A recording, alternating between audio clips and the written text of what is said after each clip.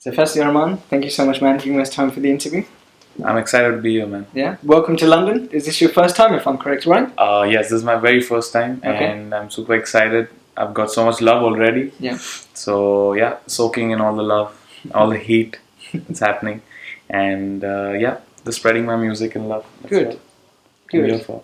And you're here, obviously, in terms of promotion for your concert that's going to be Yeah. happening in September. Yes. Could you please tell us about it? You'll be performing in London and Leicester. If you want to tell us about your Yeah, so this is my debut tour, Yes. and it's the first one that's happening is happening on 24th of September, Yes. and that's happening at the SSE Arena, Wembley. Okay. So that's a prestigious venue for me to play at as well. And my very first show in London is happening there, so I'm like super gun for that. Okay. And the second one is on 25th of September, which is happening in Leicester at De Montfort Hall. Okay. And well, that's another audience altogether. Yeah. And I'm super excited to meet all my friends, all my family, fans, Armanians, all of them out there. Come support me and listen to my music. So yeah, all in all, I'm really looking forward to that tour. So Arman, you were telling me about your fans on your Twitter and social media as well. I mean, I've been looking and you've got a lot of them in the UK. I mean, Yeah. they're so excited to see you, whether it's Leicester, whether it will be in London. I mean, Yeah. what sort of reaction have you been getting since being in London? Well, I've got a lot of messages on Twitter and Facebook and Instagram and stuff, and I've been geo-tagging my locations as well. Okay. So I've got a lot of fans telling me that I'm here, I was here, and you were here as well. Where are you now? And those kind of things. Yeah. It's pretty fun, and it's great to see that so many people follow me, my music, and they love me and support me so much. Yeah. And I'm just looking forward to play for them and bring Armaan Malik live for the very first time to the UK. Brilliant, and I think that's going to be a very, very exciting. Yes, project. I'm really excited for it. Good.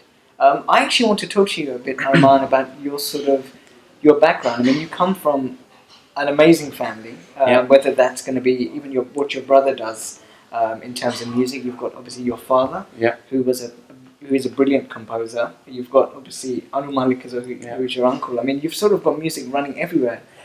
Could you first tell us what is it like growing up in that sort of environment? As you know, it's already in the blood. Yeah. So it was pretty natural for me to jump into music. Yeah.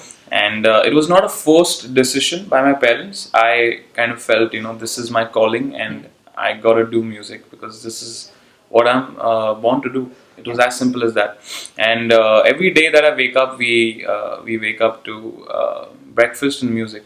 It's as simple as that. We're on the table and me and my brother and my dad are discussing a tune, some lyrics, the next smash hit that we can create. So, these are the conversations that are happening. We're discussing what lyrics suits, what doesn't suit a song, what singer to use for this song. So I'm creatively involved in so many of the songs that my brother produces. Right. And, composes. And it's 24/7 music. And I do get some time out for myself as well. But music is my first love, and that's how it is in my whole day is with my family and my music because that's how it is. Okay. And you're a very young person. You're 21, if I'm correct, right? I'm turning 21. You're going to be turning 21 this Friday. week. Yes. This Friday, I'm turning 21. Brilliant. Happy birthday for that in advance. Thank you so much. And what sort of are your early memories of music? Obviously, your dad's the sort of music which he was producing at the time and composing. I mean, what is your first memory of music? Did you listen to Kishore Das songs? Were you listening to maybe sort of the Abhijit or Kumar Sanu songs, or were you a completely different generation? What sort of inspires you? Very early on, I started training in Hindustani classical music, oh, wow. And I got exposed to a lot of old Hindi repertoire. Yeah. Classics from the golden era, as I would say. Kishore Kumar, Mohammad Rafi, and a few ghazals by Mehdi Hassan and by Ustad Ghulam Mustafa Khan Sahab, and like varied stuff. And there came a point, obviously, throughout all this time, I knew what my dad was making and what my uncle was making, and all those songs. We were all connected that way musically.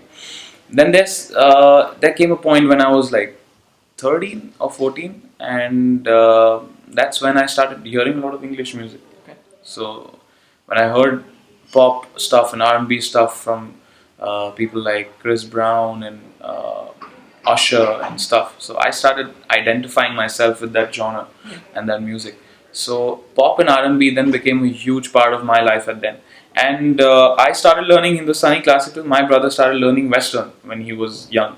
And there came a point where he started giving me songs to listen to, English songs. And I started, telling him, these are the thoughts and these are the ragas that, we had this exchange of music happening between both the brothers. And I kind of took off at a point where my Hindi was almost well-rounded and I was adapting to the English. Okay. So what I did is I started listening to a lot of records, and many people told me the best way to learn English music and to step up your game in that is just to listen. Yeah. So I kept on listening, and many people tell me that I don't sing like English like an Indian, because there's a certain accent in which Indians sing English in, which supposedly is called accent in all over the world. But whenever I used to sing English, I used to always love singing it like how the people in the West would do it, because I didn't want anyone to differentiate how we sing English. It's as simple as that. But I agree, actually, that's something which I think you do really well. But whether you're singing English or you're singing Hindi, you do both of them so well.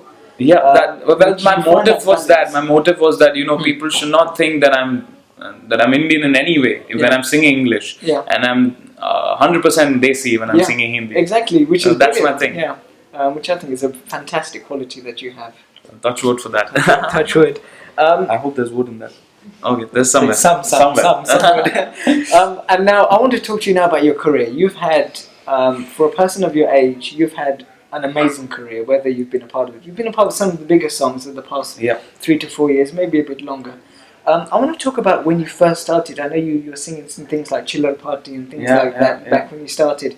How did you first get that break to start into that music? Was that something that you had to go around asking, do I get So into what that? happened is I participated at the age of 10 in Saregama Little Champs. Yes. So that kind of... next question you can do. Well, I'm winging it early on. So that kind of rolled... or brought me out into the industry here. Into the Bollywood industry, and people started noticing me, and to my favor at that point of time there were many children's movies being made, and like Tare Zameen Par, Bhootnath, and Hanuman Returns, and all these movies, and I went on to become the voice of those characters and those actors in those movies, the child actors. Okay. So before I got my first adult playback singing break, I'd already sung for around 15-20 films. Wow. Feature films. Okay. So I was then I started focusing on studying, because I had to finish that as well. My mom's a teacher. Had to please mom and dad as well. Mom for sure. She's into education completely. Yeah. So she wanted me to finish it, and I'm still staggering and doing my graduation side by side. I'm trying my best to do that. So that's what happened, and after Little Champs, I jumped into Bollywood and did a few children's film songs. Then I took a break. I went to Berkeley to learn Berkeley College of Music in Boston. I got a scholarship to learn Western music, R&B, something that I love. So I went, learned that, came back, and I decided. While I was there, I wrote a few songs of my own. Just out of experiences and whatever I felt now. And I came back and put them, documented them, I recorded them, mixed them, and kind of presented it to the Universal head back in India. And he said, why not? Let's do an album. At this age, I don't think anyone in India has done an album. When I was 16. And albums don't work in India, trust me. Never has an album ever done well after the 90s. And it's just like a downslope thing.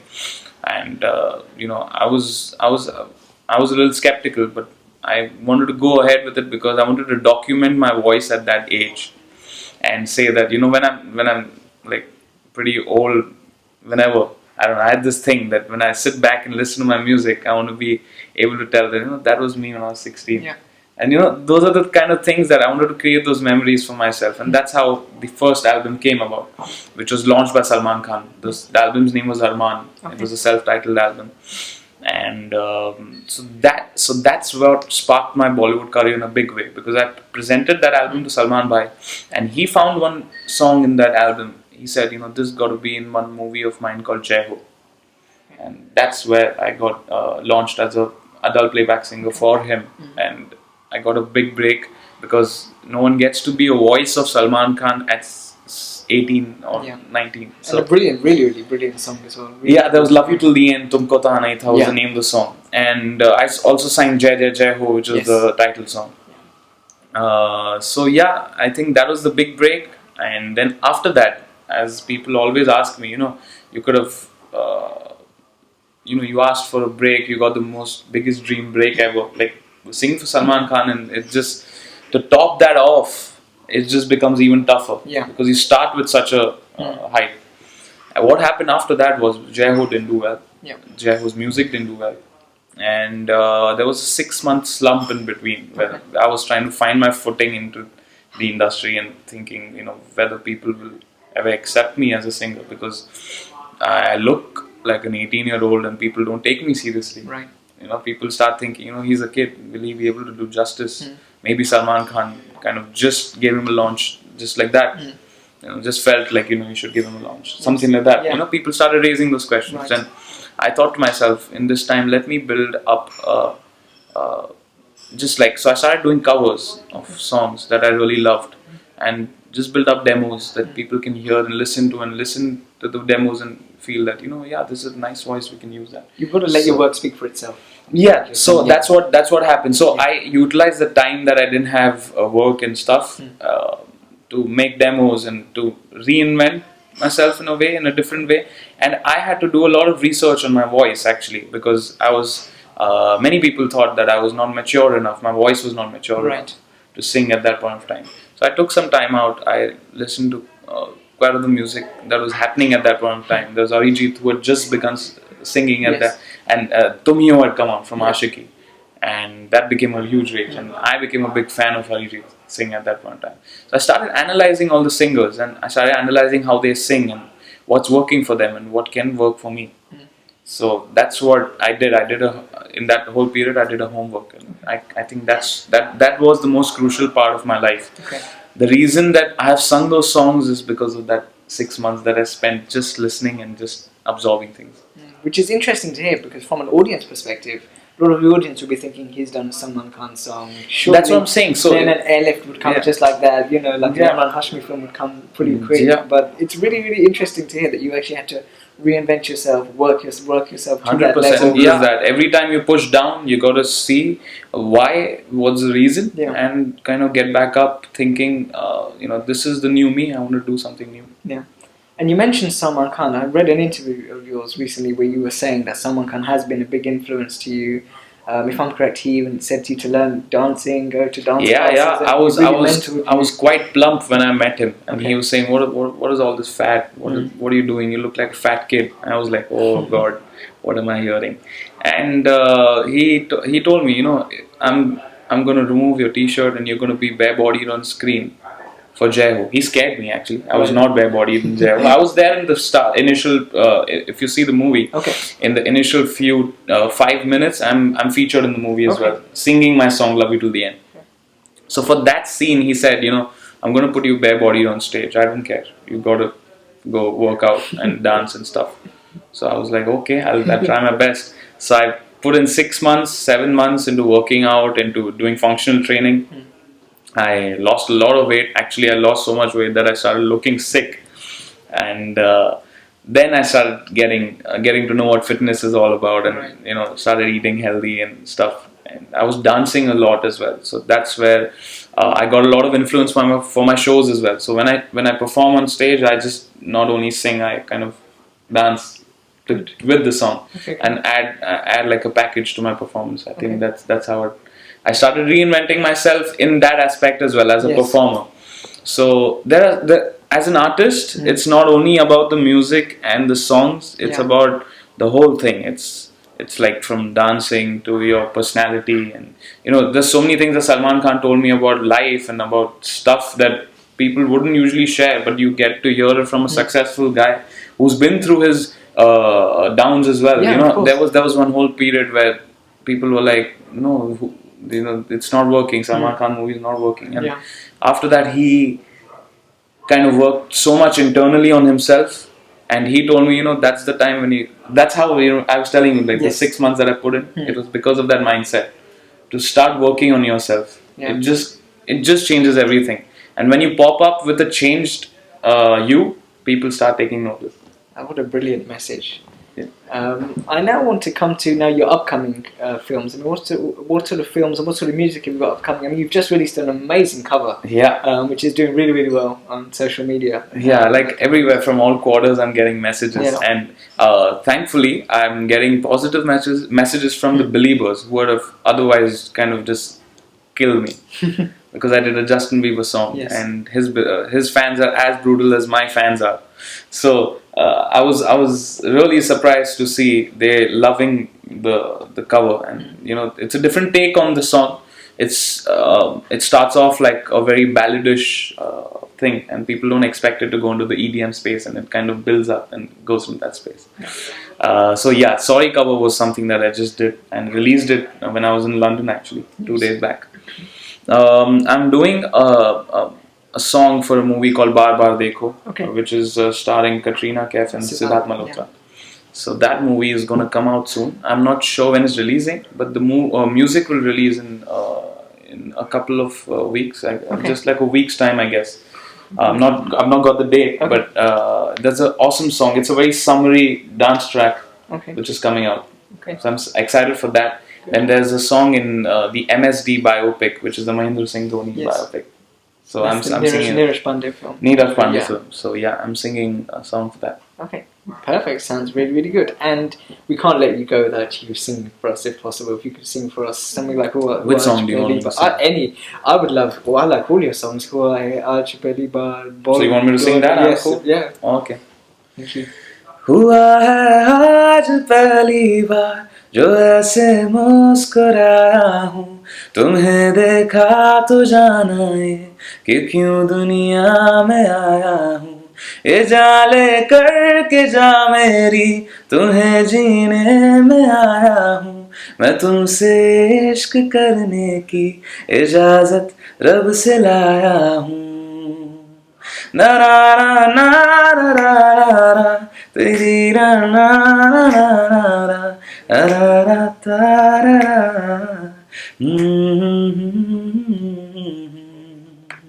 तू है जो रूबरू मेरे, बड़ा महफूज रहता हूँ, तेरे मिलने का शुक्राना खुदा से रोज करता हूँ.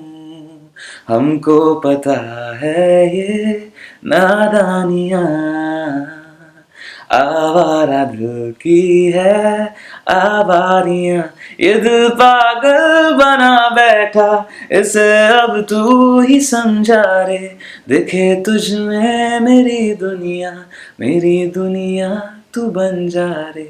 हो खुश किस्मत जो किस्मत से तुम्हें ऐसे मैं पाया हूँ, मैं तुमसे इश्क करने की इजाजत रब से लाया हूँ. That was absolutely amazing. Really well done. Thank oh you my so god, much. I get me goosebumps seeing that live. If you think that's good, go book your tickets now. I mean, that is amazing. Can't wait for the show. 24th Wembley, 25th Leicester, De Montfort. So I'm super excited. Want to see you guys all there. ARMAAN, thank you so much for giving us time for the interview. It was a pleasure talking to you. Thanks so much. All the best for the concert, your future films.